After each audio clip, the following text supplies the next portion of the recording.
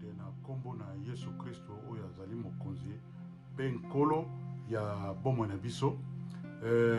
Eza ko dépendre pe na air nino ozali kolanda ngai, mais en tout cas je vous salue tous na lingi bino nyonso pe nkolo apambola ba mabota ba oyo ba tiki mokili oyo tika ete milimo na bango eza na kimia.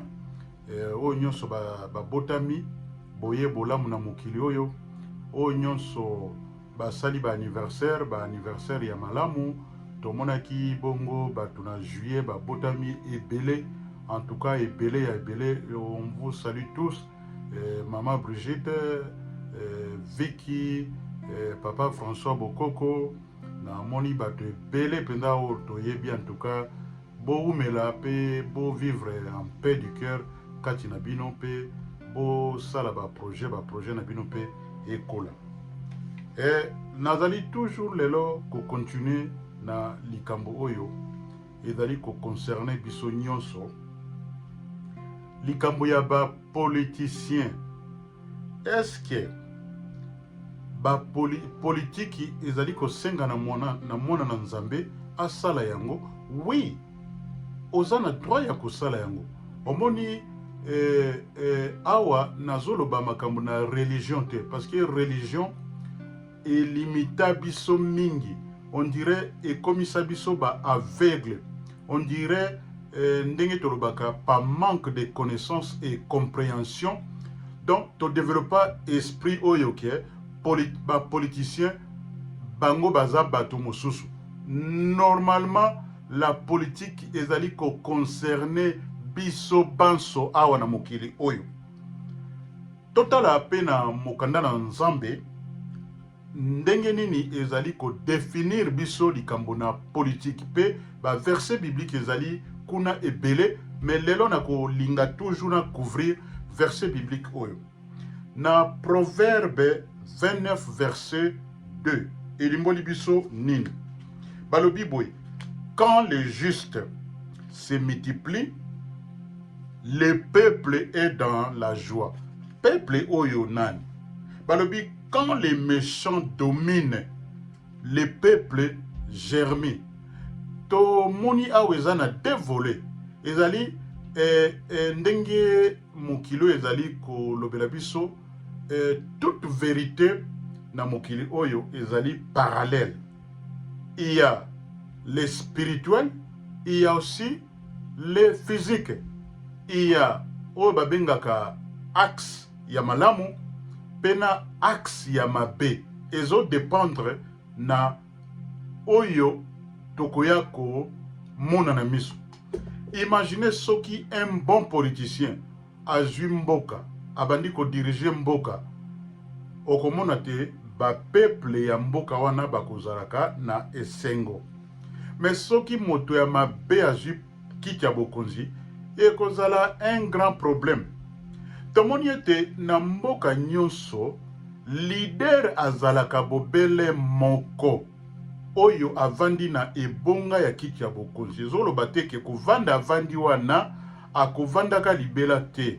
Il y a période oyo akotaki pe période oyo akobima. Omoni ezali ndenge wana. En tout cas on est d'accord sur ça. Sikoyo toyeko tala lisusu concept oyo ya royaume de cieux.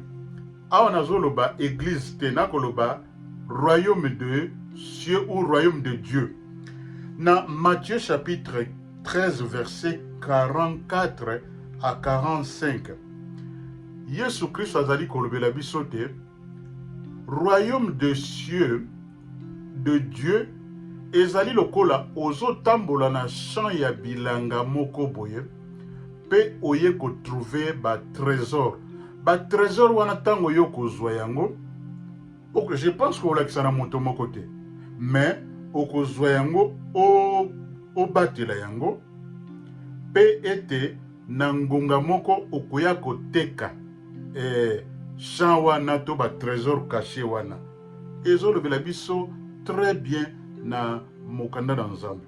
Yango moni ete esengeli to développer esprit ya malamu kati na biso tokoma kofungola miso ya molimo po ete tomonaka mingi chose na concept spirituel parce que balobi bitumba avant tolonga yango na bomoi oyo tokolonga yango liboso spirituellement nde ekoya kose manifeste na miso na biso ya bato na mokili nde tokoya komonela eloko oyo.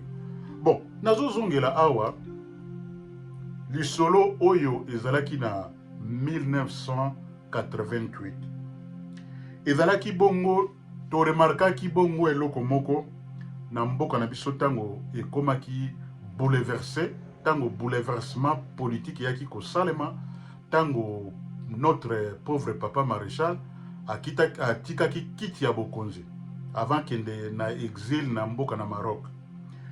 Toaki komona oyo ayaki kozwa bokonzi ezalaki pe Tata Kabila, paix à son cœur, à son âme esika azali. Toyaki komona les 5 membres ya Sécurité Council ya oyo tobengaka lisusu ba membre permanente ya ONU. Bango bayaki na mboka na biso, bango moko oyo bazalaki ba tête na ba système na bango. Bayaki na Congo pe ba visitaki, lero wana tomonaki eloko moko te lokola guerre, mais ezalaki na ba plan caché ya bato wana ndenge tolobi te soki tomoni ONU aye na mboka songolo pakala okomona eloko bakomema eloko moko te, me bakoloba makambo ya malamu oyo ezali koloba na mukanda ekomona na kitoko, me na pratique rien du tout eloko moko esalamaka te. Au contraire tokoya ko vivre na désordre énorme. Tomonaki yango na mboka na biso ndenge bayaki pe tango batamboli baye ko déclarer bango moko balobi ete Zaïre à l'époque est un pays inutile. Imaginez que batuwa na baloba te mboka oyo ezali inutile. Na anglais babengaka yango a useless country. Omoni pourquoi balobaki yango? Parce que bango basengaki ba réforme moko bo esalema esalami te. Na Psaume 2 chapitre verset 4 tomonia walisusu bayaki basangani conglomera na bango baye po ete bamemaki nde o babengaka ba neige noire likolo ya mboka na biso, donc etendu mobimba ya RDC ekomaki molili pona bango lokola bake basukoli maboko balobi bokomona. Mais Nzambe azali komona ndenge bango bazomona te. Bango bazomona na miso ya bango ya batu ya mosuni, kasi Nzambe alobi nini? Alobi Nzambe azali kosekaka bango. Mais biso peuple na lere wana tozalaki komona eloko moko te. Pona nini? Le cœur de l'homme, soki ozali un homme naturel, okomona des choses naturelles. Imaginez bazwa 20 ans ya mboka ezala na molili pona ko exploiter biloko kilikili, ko détruire, ko paralyser système, ko créer un système oyali ata bozo kufa bakoyo kaka na bango te. Mingi akolobe yali me pona faute ya temps, caméra ezwaka mwa batambi. Miso na biso esengeli totalaka pe tomonaka ndenge ba état d'âme na biso ezali reflecté.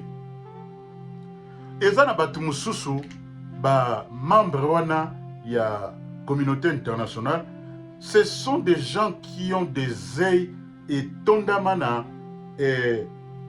ba diabolo toloba bazana ba œil ya méchanceté énorme. Soki balingi mboka na bino bosepeli, mais soki ba décider bazwa balobi ke bako sala boy boko souffrir ata bosali eloko nyonso do batona bakana mawate, parce que ba raisonnaka mingi na oto bengi ba philosophie ya koluka koya ko créer ba problème, koya koluka ko créer oto bengi ba chaos social économique et politique sur eza basé na philosophie bengi. Il y a un allemand qu'on appelle philosophie hegelienne ou philosophie il y a Kant. Mais tout le monde était na mokanda na nzambe ezolobela biso te ndenge nini moto akoki ko se confier na oyo ezali vaine philosophie oyo ekomema moto nulle part, juste chaos social, bato esengeli bakufa, esengeli ba problème ezala, et puis esengeli ete bato ba se déplacer, ba famille, ba famine, biloko ebele bele kili tango ba guerre esalemaka ememaka nde makambo ya boye, instabilité totale. Imaginez na vie na yo soki se déplaçaka mingi, ozali awa oko vivre pas forme ya stabilité, oko vivre na instabilité totale. Toye komona histoire moko na koloba bato yo ba créaka ba kaona mokili. Il y a histoire moko ya un ex-président ya Banque mondiale na kombo ya Michel Kamdesouso, azalaki un Canadien. Ka ndenge bato basalaka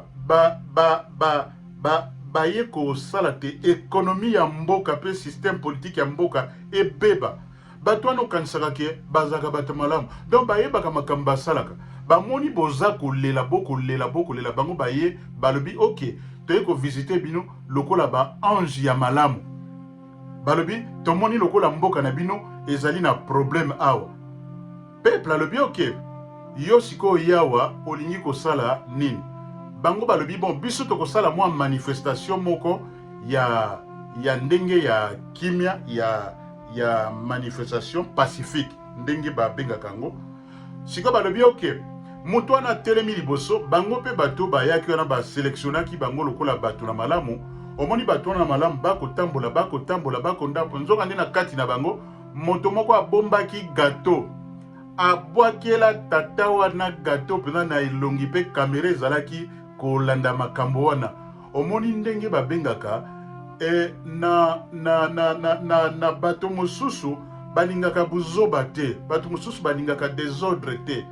Soki likambo ezali babongisaka, mais bino mosala na bino kaka ko créaka bato ba problème. Omona ta musu bato bazo tokomona bango na baécran, ta musu baza na motema malamu ya kosala te mboka na bango etambola malamu, mais okomona kaka na kati ya bato wana babenga bango ba négociateur, bakoya bakoloba bi te yo raisonner boye. Et puis na suka omoni bato wana ba négociateur bafutaka bango ba grand bongo ya kosakana te. C'est des millions baza kozwa. Sikoyo kanisi bato wana bakotika mboka ezaka na kima, bakolukaka toujours des problèmes. Soki eyaki awa ebimi awa ekei awa. Yango moni ete tofungola nde miso, tofungola miso ya mitema na biso, toluka pe lisusu totalaka baninga na biso na miso ya mabe te. Toyeba lisusu awa ete miso ezali fenêtre ya âme na biso bato na mokili awa. Na Matthieu chapitre 20 verset 1 à 15 okomona yango nde ezali ko former oyo babengi psychologie na biso ya corps naturel. Totala isusu pe Yesu alobelaki biso likambo yango ya miso malamu. Alobi yango na Matthieu chapitre 6 verset 22 na 23. Soki totangi lisusu na Marc chapitre 7 verset 22. Elobeli biso ka likambo na miso ya mabe. Na Proverbe 22 verset 22. Elobeli biso likambo na miso. Et puis na Proverbe 21 verset 4. Elobeli biso ndenge batu batalaka baninga mosusu na miso ya mabe. Et puis elobeli biso lisusu na Proverbe 28 verset 21 à 22. Suite ya makamboka ya miso ya mabe. Soki bozwi temps botanga ba verset biblique wana nyonso, et puis molimo mosantu na Nzambe ekorévéler biso des choses cachées. Oyo ezali te, ezali kaka na mokili oyo, mais ezali na ndenge ya forme ya kotala yango. Tokoma bato tozalaka makambo tokomona ezali ko déterminer posa oyo ezali na mitema na biso bato.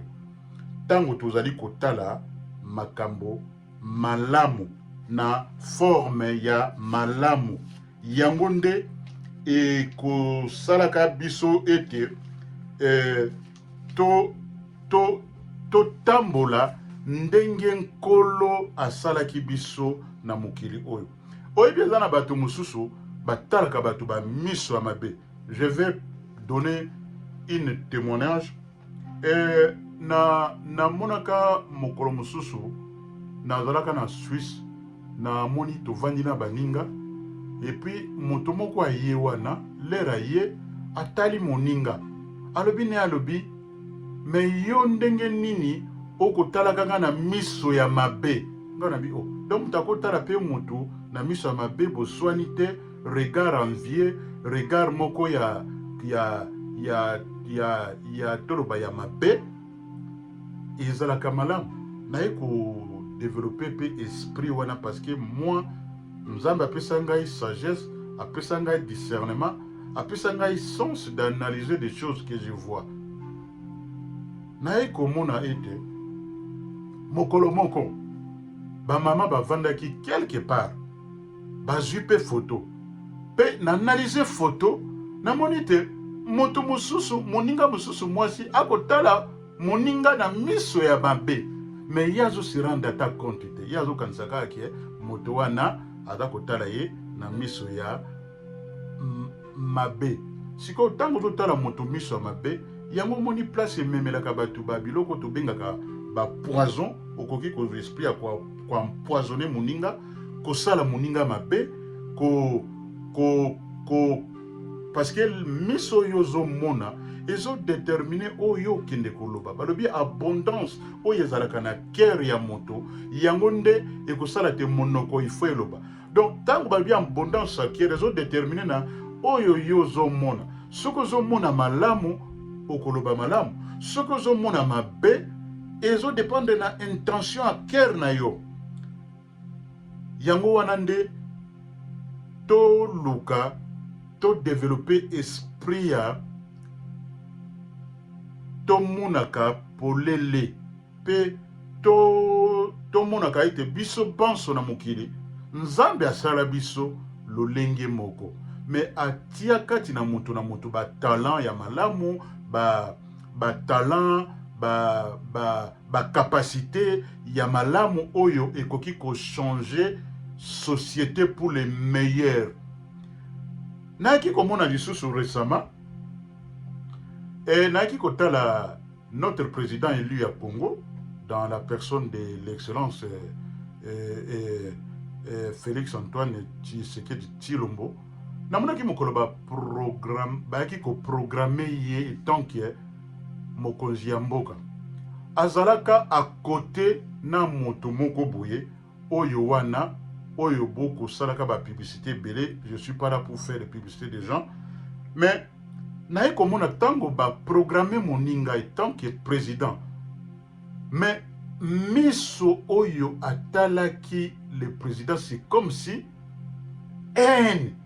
c'est comme si andenge nini moto yo akomi na kiti ya bokonzi alors na ebite soki eloko yada ki komonela ye il n'y a pas un homme parfait na mokili oyo soki tolobaka ngo l'homme parfait na mokili oyo azalaka na ye te moto nyonso azali na ba point faible na ye pe na ba point fort na ye mais ezalaka na ba critère oyo e déterminaka te moto oyo azala oyo ba poni pote azala place azali sepela na ndenge moninga azali choisi po muta ponamaka balobaka ebele babiangami kasi moko nde bakopona ye tango baponi moto ya malamu tokotala ba critère soki moto aza na esprit ya malamu tobetela ye maboko po balobi yebaka ko célébrer na tango moninga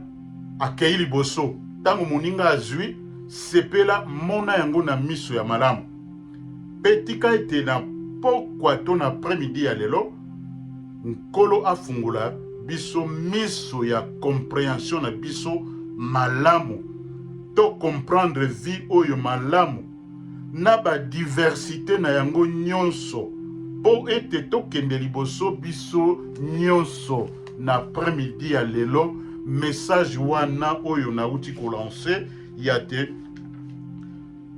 kolo sala na ngai un instrument ya vie oyo nkolo sala ngai te nazala oyo ata moninga zwi tobetelaka baninga pe maboko wana ekozala malamu ntango ozobetela baninga maboko ya yo tour pe koya pe bato pe bakobetela yo pe maboko wana paseke c'est comme ça ndenge mokili ezali kotambola na ba système na ba principe na yango mosusu nzambe asala mosusu ya bato basala parce que dans le monde spirituel il y a beaucoup des esprits mais esprit ya malamu ezalaka kaka oyo ekouta na ye moko nkolo oyo akela ngai na yo po te tovivre na mokili oyo.